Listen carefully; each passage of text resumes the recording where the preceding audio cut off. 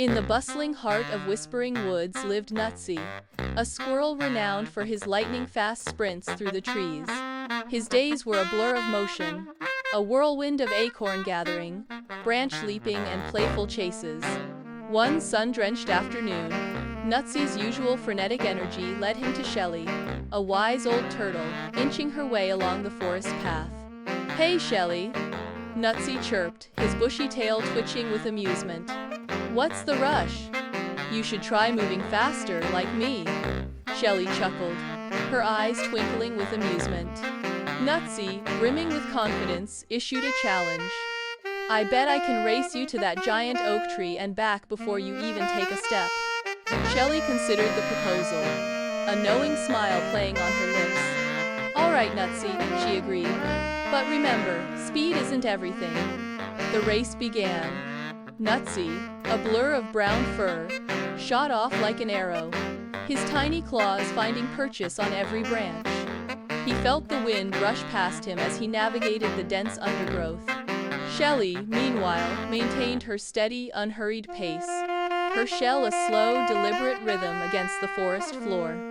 Halfway to the oak, Nutsy, far ahead of Shelly, paused. He built up a considerable lead and decided a quick snack was in order.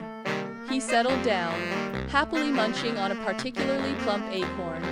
"I'll finish this race easily," he thought, his confidence unwavering. However, his momentary indulgence proved costly. When he finally resumed his race, he saw Shelly, surprisingly close to the finish line. Panic surged through him. He sprinted, pushing himself to his limits, but it was too late. Shelly, with her unwavering persistence, had already reached the great oak and was making her way back.